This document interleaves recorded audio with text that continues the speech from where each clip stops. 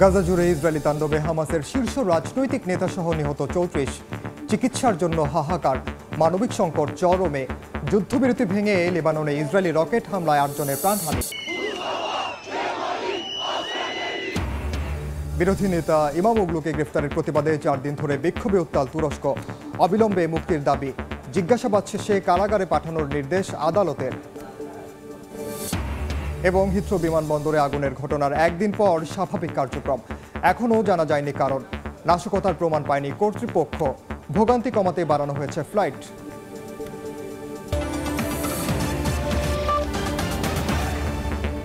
আন্তর্জাতিক সময়ের সঙ্গে আছি আমি ওমর ইনান। গাজা উপত্যকা জুড়ে ইসরায়েলি তাণ্ডবে হামাসের শীর্ষ রাজনৈতিক এক নেতাসহ ৩৪ ফিলিস্তিনি নিহত হয়েছেন। আহত হয়েছেন আরও অনেকে। স্থানীয় সময় শনিবার রাত ও শুক্রবার ভোরে উপত্যকার দক্ষিণাঞ্চলে চালানো সিরিজ বিমান হামলায় এ হতাহতের ঘটনা ঘটে। যুদ্ধবিরতি লঙ্ঘন করে লেবাননেও হামলা চালায় ইসরায়েল। এতে দেশটির দক্ষিণাঞ্চলে অন্তত ৭ জন নিহত হয়েছেন। অন্যদিকে ইয়েমেনের হুদাইদা বন্দরে আক্রমণ চালিয়েছে যুক্তরাষ্ট্র।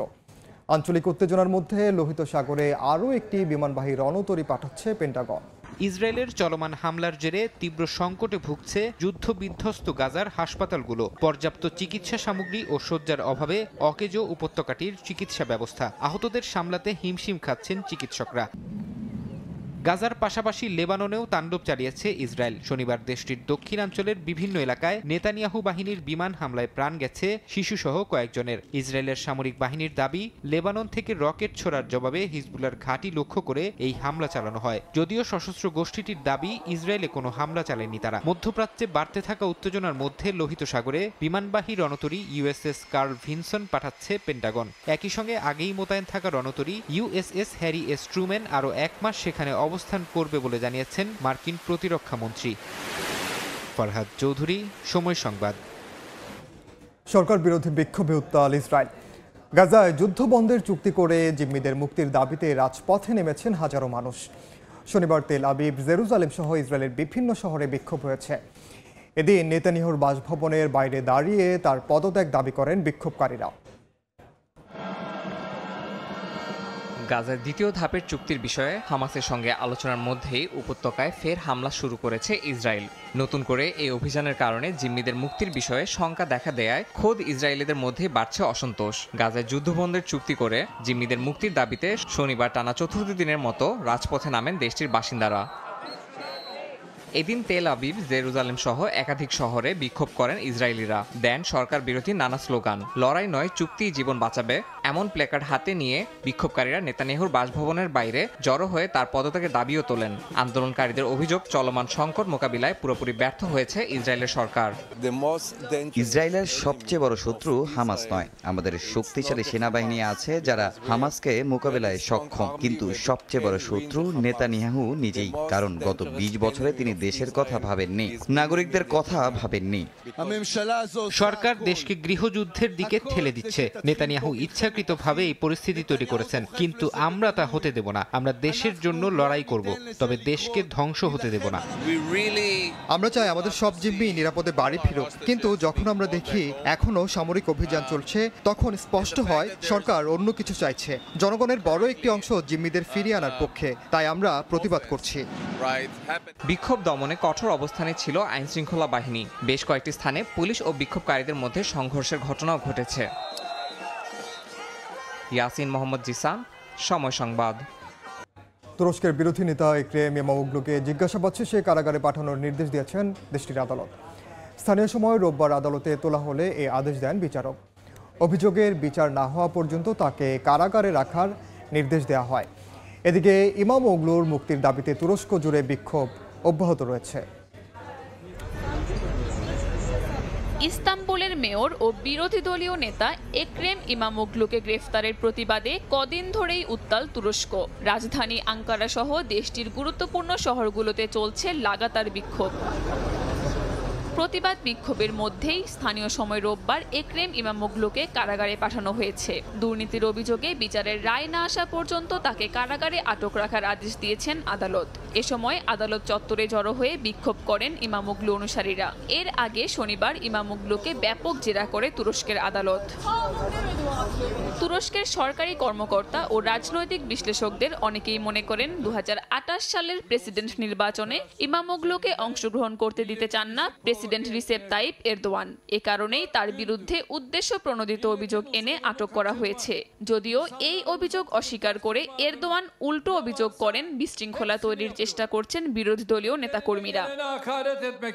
ইমামোগলুকে কারাগারে পাঠানোয় এরদোয়ান সরকারের বিরুদ্ধে বিক্ষোভ আরও বাড়তে পারে বলে মনে করেন বিশ্লেষকরা। কাকুলি আখতার, সময় সংবাদ। 2023 সালের মে মাসের দাঙ্গার দায় স্বীকার করে ক্ষমা চাইলেই পাকিস্তানের সাবেক প্রধানমন্ত্রী ইমরান খানের কারা মুক্তি সম্ভব, এমন শর্ত জুড়ে দিয়েছেন প্রধানমন্ত্রী শাহবাজ শরীফের রাজনৈতিক উপদেষ্টা রানা সানাউল্লাহ। তবে স্থানীয় গণমাধ্যমের তথ্য অনুযায়ী কোনো পরিস্থিতিতেই ক্ষমা চাইবেন না ইমরান খান। অন্যদিকে লাহোরের ঐতিহাসিক মিনারি পাকিস্তানে পিটিআইয়ের সমাবেশের অনুমতি বাতিল করেছে প্রশাসন। বিভিন্ন মামলায় 1 বছরের বেশি সময় ধরে রাওয়ালপিন্ডির আদিয়ালা কারাগারে বন্দী ইমরান খান এবার তার কারাগার থেকে মুক্তি পাওয়ার জন্য শর্ত দিলেন পাকিস্তানের প্রধানমন্ত্রী শাহবাজ শরীফের রাজনৈতিক উপদেষ্টা রানা সানাউল্লাহ। তিনি জানান 2023 সালের মে মাসের দাঙ্গার জন্য ইমরান খান যদি আন্তরিকভাবে ক্ষমা চান তাহলে মুক্তির সম্ভাবনা রয়েছে। সেক্ষেত্রে আদালত যদি তার জামিন মঞ্জুর করেন তাহলে সরকারের কোনো আপত্তি নেই। তবে স্থানীয় গণমাধ্যম পাকিস্তান অবজারভারের তথ্য অনুযায়ী ইমরান খান ক্ষমা চাইবেন না, বরং তিনি আদালতে একাধিক মামলা দায়ের করেছেন। সর্বশেষ 3 জন বিচারকের বদলির বিরুদ্ধে তিনি সুপ্রিম কোর্টে রিট করেছেন, যেখানে তিনি অভিযোগ করেছেন যে বিচারকদের ওপর প্রতিশোধমূলক ব্যবস্থা নেওয়া হচ্ছে। অন্যদিকে পিটিআই লাহোরের মিনারি পাকিস্তানে সমাবেশ করতে চাইলেও প্রশাসন নিরাপত্তাজনিত কারণ দেখিয়ে অনুমতি দেয়নি। পিটিআই নেতাকর্মীদের দাবি, বর্তমান সরকার জনগণের গণতান্ত্রিক অধিকার খর্ব করছে। তবে সরকারি কর্তৃপক্ষ বলছে নিরাপত্তা ঝুঁকির কথা মাথায় রেখেই এই সিদ্ধান্ত নেওয়া হয়েছে। মালিহা সুরওয়ার্দী, সময় সংবাদ। কানাডার আগামী জাতীয় নির্বাচন 28 এপ্রিল অনুষ্ঠিত হতে পারে বলে জানিয়েছে দেশটির গণমাধ্যম। বর্তমান প্রধানমন্ত্রী মার্ক কার্নি রোববার গভর্নর জেনারেলের কাছে পার্লামেন্ট বিলুপ্তির আবেদন করবেন। কানাডার আইন অনুযায়ী নির্বাচনী প্রচারণার সময়সীমা 37 থেকে 51 দিনের মধ্যে হতে হবে এবং নির্বাচন অবশ্যই সোমবার অনুষ্ঠিত হবে। সিবিসি পোল ট্র্যাকার অনুযায়ী লিবারেল পার্টি 37.8% জনসমর্থন নিয়ে সামান্য এগিয়ে রয়েছে। জরিপ বলছে এই মুহূর্তে নির্বাচন অনুষ্ঠিত হলে লিবারেলরা 176টি আসন পেতে পারে। অন্যদিকে কনজারভেটিভদের দখলে যেতে পারে 133টি আসন।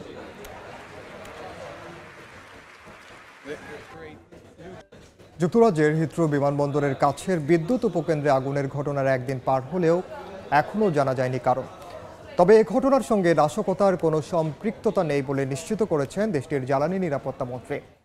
বিদ্যুৎ বিভ্রাটের কারণে একদিন বন্ধ থাকার পর আবারও পুরোপুরি চালু হয়েছে হিথ্রো বিমানবন্দরের কার্যক্রম। যাত্রীদের ভোগান্তি কমাতে বাড়ানো হয়েছে ফ্লাইট। অচল অবস্থা কাটিয়ে পুরোপুরি সচল হয়েছে যুক্তরাজ্যের সবচেয়ে বড় হিথ্রো বিমানবন্দর। স্থানীয় সময় শনিবার সামাজিক মাধ্যম এক্সের এক পোস্টে কর্তৃপক্ষ জানায়, হিথ্রোতে আবারও ফ্লাইট চলাচল শুরু হয়েছে। উপকেন্দ্রে বিদ্যুৎ বিভ্রাটের কারণে ক্ষতিগ্রস্ত যাত্রীদের সহায়তায় সর্বাত্মক চেষ্টা চালানো হচ্ছে। এছাড়া যাত্রীদের দুর্ভোগ কমাতে টার্মিনালগুলোতে অতিরিক্ত কয়েকশো কর্মী এবং বিমানবন্দরের সময়সূচির সঙ্গে মিল রেখে বাড়তি ফ্লাইট যোগ করা হয়েছে, যাতে বিপাকে পড়া হাজার হাজার যাত্রী সহজে ভ্রমণ করতে পারেন।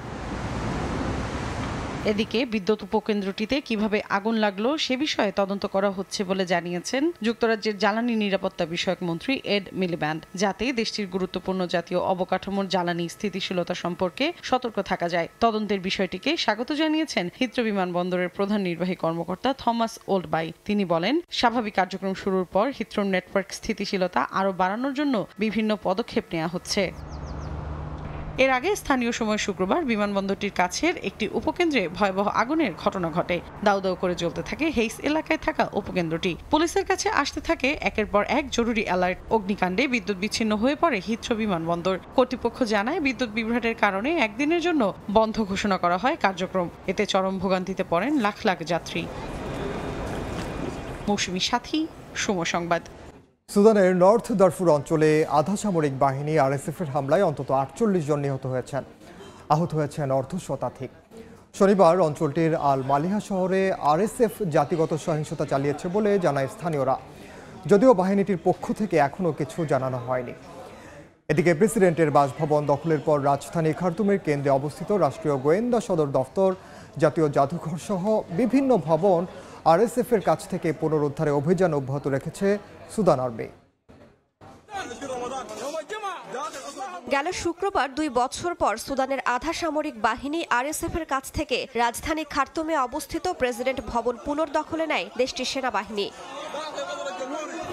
এরপর একে একে কেন্দ্রীয় ব্যাংক সহ আরো বিভিন্ন প্রতিষ্ঠান নিজেদের নিয়ন্ত্রণে নেয় সুদান আর্মি। এখনো অব্যাহত রয়েছে তাদের অভিযান। সেনাবাহিনীর মুখপাত্র নাবিল আবদুল্লাহ জানান, খার্তুমের কেন্দ্রে রাষ্ট্রীয় গোয়েন্দা সদর দফতর, জাতীয় জাদুঘর সহ আরো বিভিন্ন স্থাপনা ও ভবন পুনরুদ্ধারে আরএসএফকে চাপ প্রয়োগ করছে সেনারা। আধা সামরিক বাহিনীটির নিয়ন্ত্রণে থাকা কিছু ভবন পুনর্দখলে তালিকাও তৈরি করেছে সেনাবাহিনী। সেনা সদস্যদের চাপে এরই মধ্যে খার্তুমের বিভিন্ন স্থান থেকে সেনা প্রত্যাহার করে নেওয়ার কথা জানিয়েছে আরএসএফ। বর্তমানে বিমানবন্দর এলাকায় অবস্থান করছে তারা। এর মধ্যেই শনিবার রাজধানী থেকে কয়েকশো কিলোমিটার দূরে অবস্থিত নর্থ দারফুর অঞ্চলের আল মালিহা শহরে আরএসএফের সদস্যরা জাতিগত সহিংসতা চালিয়েছে বলে জানায় স্থানীয়রা। শহরটি দখলে নেওয়ার দাবি করেছে আরএসএফ। এতে অর্ধ শতাধিক বেসামরিক নাগরিক নিহত হয়েছেন, আরও বহু মানুষ আহত হয়েছেন বলে জানিয়েছেন চিকিৎসকরা। পাকিস্তানের বেলুচিস্তানে আলাদা হামলার ঘটনায় 4 শ্রমিক ও পুলিশের 4 জন সদস্য নিহত হয়েছেন।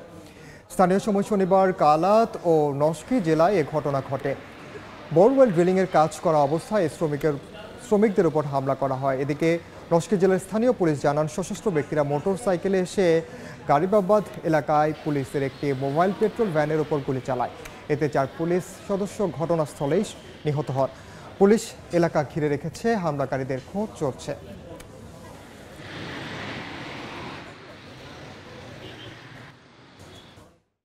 তালেবানের প্রভাবশালী নেতা সিরাজউদ্দিন হাক্কানিকে ধরতে ঘোষণা করা $1 কোটি পুরস্কার প্রত্যাহার করেছে যুক্তরাষ্ট্র।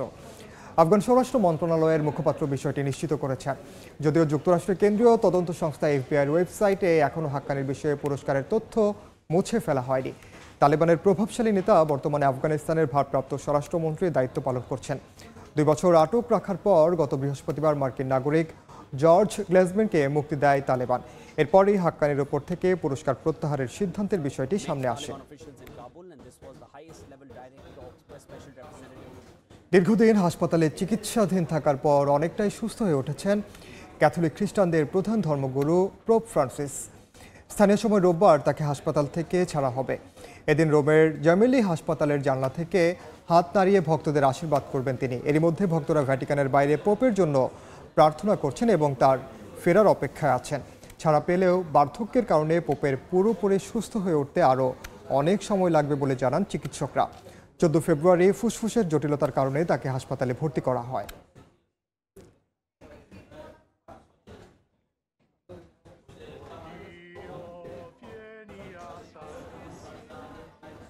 যুক্তরাষ্ট্রে ডিমের সংকট মোকাবিলায় কয়েক লাখ ডিম আমদানির সিদ্ধান্ত নিয়েছে ট্রাম্প প্রশাসন। তুরস্ক ও দক্ষিণ কোরিয়া থেকে শিগগিরই ডিম আমদানি শুরু হবে বলেও জানানো হয়। আরও কয়েকটি দেশের সঙ্গে আলোচনা চলছে। এতে বাজারে ডিম সরবরাহ স্বাভাবিক হবে বলে আশাবাদী দেশটির সরকার। যুক্তরাষ্ট্রে দীর্ঘদিন ধরে চলা বার্ড ফ্লুর প্রভাবে ডিমের সংকট তীব্র আকার ধারণ করেছে। 2022 সাল থেকে শুরু হওয়া এই মহামারীতে দেশটির খামারগুলোতে 15 কোটিরও বেশি মুরগি মারা যায়। এতে ডিমের উৎপাদন আকস্মিকভাবে কমে যায়, দামও বেড়ে যায় রেকর্ড পরিমাণ। এই পরিস্থিতি সামাল দিতে $100 কোটি একটি পরিকল্পনা ঘোষণা করেছে ট্রাম্প প্রশাসন। এই উদ্যোগের আওতায় আমদানির পাশাপাশি খামারিদের আর্থিক সহায়তা ও খামারের নিরাপত্তা ব্যবস্থা উন্নত করা হবে। ডিমের সংকট কাটাতে তুরস্ক ও দক্ষিণ কোরিয়া থেকে কয়েক লাখ ডিম আমদানির সিদ্ধান্ত নিয়েছে ট্রাম্প প্রশাসন। পাশাপাশি ইউরোপের কয়েকটি দেশ থেকেও আমদানির পরিকল্পনা করছে মার্কিন কৃষি বিভাগ। এরই মধ্যে পোল্যান্ড ও লিথুনিয়ার সংশ্লিষ্ট সংস্থাগুলোর সঙ্গে আলোচনা হয়েছে বলে জানা গেছে। তবে এই উদ্যোগ সাময়িক উল্লেখ করে প্রশাসন জানায়, দেশীয় খামারগুলো পুনরায় উৎপাদনে ফিরলে আমদানির উপর নির্ভরশীলতা কমিয়ে স্বাভাবিক সরবরাহ নিশ্চিত করা হবে।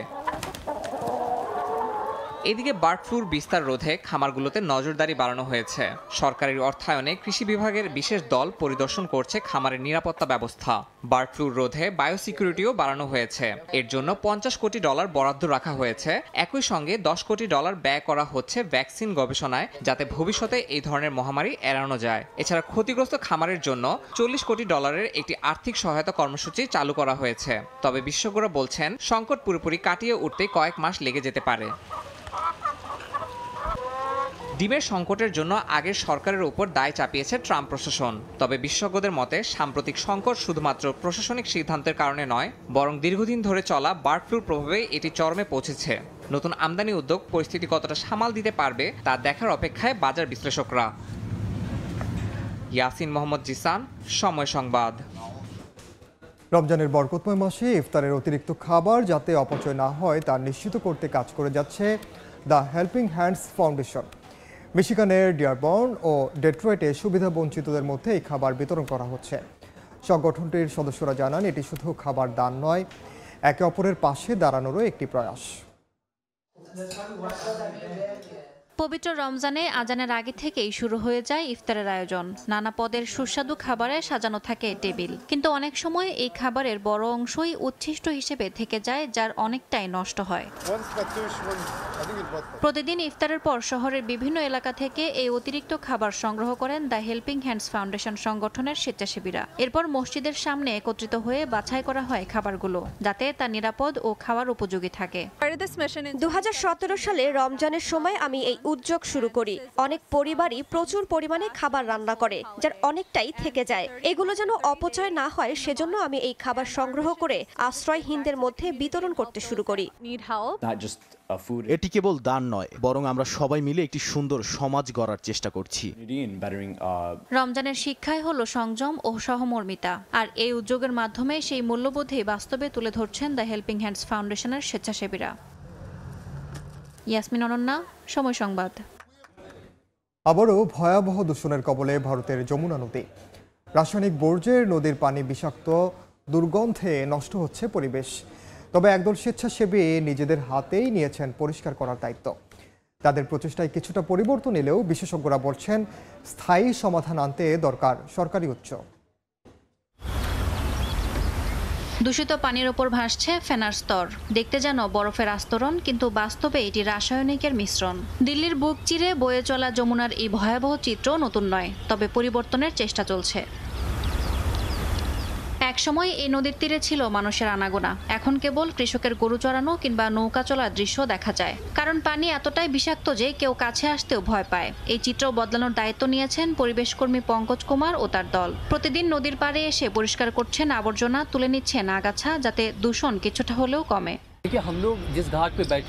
এই কালিন্দী কুঞ্জ নদীর তীরে আগে কেউ আসতে চাইতো না, চারপাশে শুধু আবর্জনার দুর্গন্ধ। কিন্তু আমাদের প্রচেষ্টায় আজ মানুষ এখানে এসে কিছুক্ষণ বিশ্রাম নিতে পারে, প্রার্থনা করতে পারে।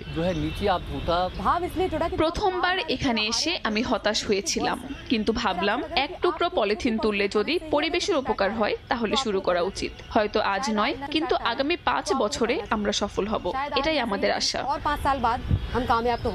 পরিবেশবিদরা বলছেন, দিল্লি শহরে প্রতিদিন 360 কোটি লিটার পয়ঃবর্জ্য তৈরি হয়, যার অর্ধেকেরও বেশি অপরিশোধিত অবস্থায় যমুনায় ফেলা হয়। ফলে দূষণ কমানো যেন এক অসম্ভব লড়াই। কয়েকজন স্বেচ্ছাসেবকের চেষ্টা পুরো নদীর রূপ বদলাতে না পারলেও এটি হতে পারে পরিবর্তনের সূচনা। প্রকৃতিকে বাঁচানোর এই লড়াইয়ে প্রশাসনও যদি এগিয়ে আসে, তবে যমুনা নদী তার হারানো সৌন্দর্য ফিরে পেতে পারে বলে মনে করছেন বিশেষজ্ঞরা।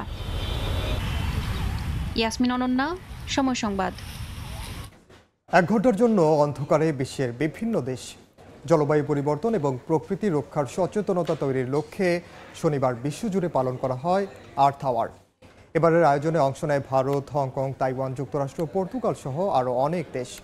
অস্ট্রেলিয়াতেও নিভিয়ে দেওয়া হয় অপেরা হাউসের অসংখ্য বাতি। আর্থ আওয়ার জলবায়ু পরিবর্তন এবং প্রকৃতি রক্ষার সচেতনতা তৈরির লক্ষ্যে প্রতি বছর বিশ্বজুড়ে পালিত হয় দিনটি। এরই জেরে স্থানীয় সময় শনিবার গ্রিসের রাজধানী এথেন্সের ঐতিহাসিক অ্যাক্রোপলিসের বাতি নিভিয়ে দেওয়া হয়। রাত 8:30 থেকে 9:30 পর্যন্ত বন্ধ থাকে বিভিন্ন হোটেল, পার্লামেন্ট ভবন সহ উত্তরাঞ্চলের হোয়াইট টাওয়ারের আলো। একই দিন আর্ক দো ট্রিয়াম্ফ, সেন্ট পিটার্স স্কোয়ার এবং লন্ডন আইয়ের আলো নিভিয়ে আর্থ আওয়ারে অংশ নেয় ফ্রান্সের প্যারিস, যুক্তরাজ্যের লন্ডন ও ভ্যাটিকান সিটি।